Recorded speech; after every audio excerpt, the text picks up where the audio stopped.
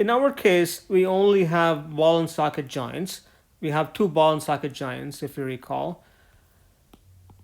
But notice that we haven't yet defined the length of these rigid bodies, whatever that means, the shape of these rigid bodies, whatever that means, right? So we haven't really defined these quantities. Whereas in 2D, we would often define like length and things like that. So we haven't really defined that. One aspect of the so-called shape is captured by the moment of inertia matrix, um, but we haven't really defined sort of linear dimensions yet. So and that's where, so when while defining these ball and socket joints, we can actually define the relevant linear dimensions of the rigid bodies. Okay, so it turns out that for a, say, simulating a double pendulum, the detailed shape of this rigid body does not really matter. All that matters is kind of the relative position and orientation of these points, and of course the moment of inertia matrix. So the moment of inertia matrix captures all that is relevant about the distribution of mass of the rigid body, and then we are going to prescribe the, to some broadly speaking, the relative positions slash the relative state of these two joints in a minute. And rather than specify length and so on, we're just going to specify something about the relative state of these two, the relative configuration of these two joints. Okay, so let's do that. So so what do we need to do? What do we mean by a ball and socket joint? Recall, well, a ball and socket joint, all that it does is constrains this common point between these two rigid bodies. So the information that needs to be conveyed to, let's say, our simulator is, what is this common point between these two rigid bodies, right? So we have these two rigid bodies, this is the common point. And just like in 2D, we can sort of separate these two rigid bodies and call this common point A as A1 and A2, A1 on this rigid body 1, and A2 on this rigid body 2. And how does one convey the position of A1 and A2? So let's think about what is constant about A1 and A2 as the body moves, right? As the body moves, point A1 relative to point G in the frame B1, right? So imagine there's a frame B1 fixed. So let's say this is EXB1, EYB1, EZB1. And yeah, so this is a body fixed frame. It doesn't matter that it has an origin at point G1, but really we are going to represent the point R, the vector R, A1 relative to G1, this vector, basically this vector, in the frame B1, okay, in the frame B1, which rotates with the body. And because it rotates with the body, this quantity, this 3x1 matrix, which is the representation of this relative vector from G1 to A1, this is going to be a constant. However the object moves, this point relative to this point in this frame is going to be a constant. Similarly, this point relative to this point in a frame fixed to body B2, body 2, we are calling that B2, that's going to be a constant, right? So so what we are going to do is essentially define these constants, right? So these things are 3x1 matrices, and these 3x1 matrices are constants for the rigid body, however the object moves.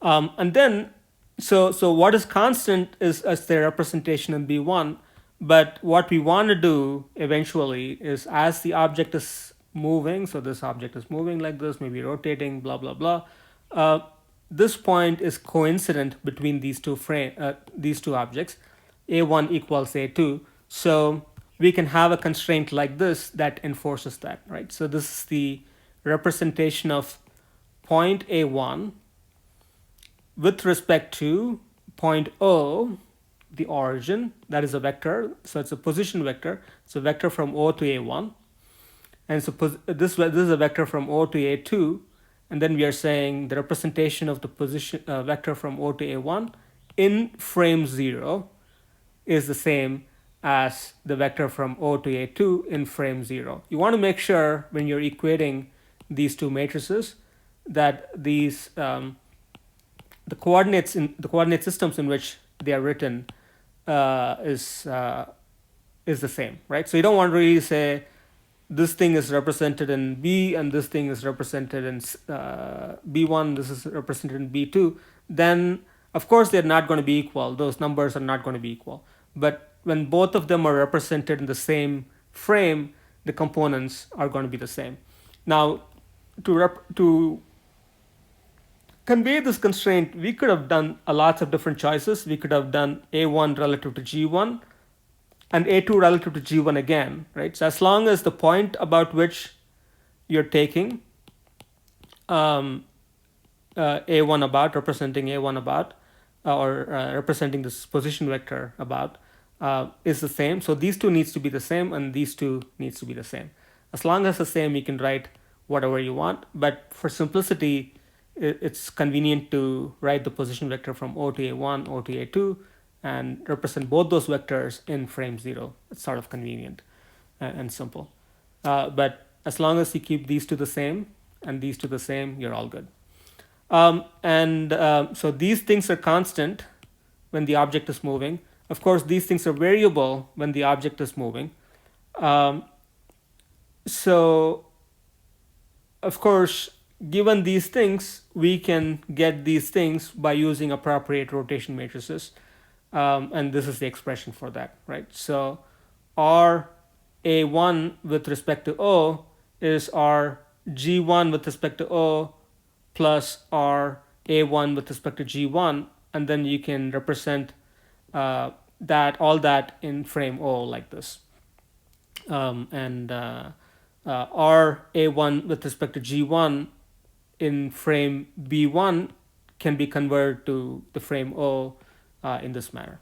Okay, so this equation is the same as this equation. I'll let you guys stare at this equation to think about how it relates to this one.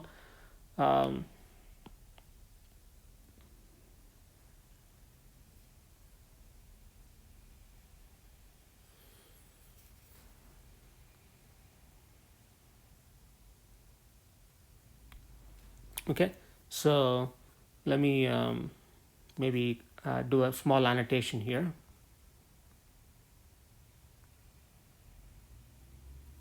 Basically, this one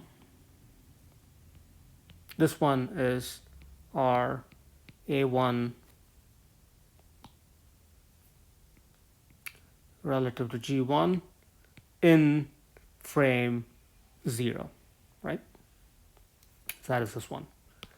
So basically we are expanding this out as R G1 relative to O and R1 relative to G1, both represented in frame O, and then we are then writing the frame O version in terms of the frame B version, which is a constant and a rotation matrix. And of course, the rotation matrix itself, we know how to get it if you keep track of the rotation matrix for the system. Okay, so this is how we represent the constraint of the ball and socket joint, right? So just like we did before, where you say these 2 points need to be coincident. Okay, to summarize, so that's all we need to define in terms of actually describing the system. So much goes into describing the system. Okay, let's recap what we did. We wanted to say how many objects there are, what is the mass of the objects, what is the moment of inertia of all the objects in their principal frames, and then what is the connectivity matrix of the rigid bodies, and what are the joints by which the rigid bodies are connected, and then given the joints, where are the joints in the body fixed frames. Okay, the joints are in A1 and A2, and then you represent that in the body fixed frames. Okay, So those are all the things that go into defining what the system is before you actually begin to simulate it. Um, to simulate it, we have to pick state variables. We can pick the same state variables that we used for the previous simulations. For instance, position and velocity of the center of mass of each rigid body, a rotation matrix for each rigid body, the angular velocity of each rigid body represented in frame of that rigid body. Okay, so we have in this case 3 plus 3 is 6. This is 9 numbers. 6 plus 9 is 15 numbers. Plus another 3, 18 numbers. 18 numbers per rigid body. And then we may have additional constraints, right? Like these. We have additional constraints like this. But 18 sort of state variables. And then we write equations of motion. We write equation of motion. The first one is basically the so-called Newton's equations or linear momentum balance. Sum of forces equals mass times acceleration. We draw free body diagrams for each rigid body and then just go sum of all forces on a free body diagram equals mass times acceleration, which is just xg double dot, yg double dot, zg double dot. Now, I think what we usually want to do is it's most convenient to represent these things in frame 0. So let me just say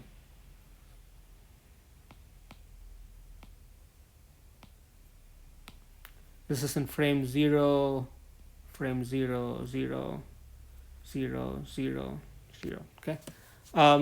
That's maybe too many subscripts, but that's okay.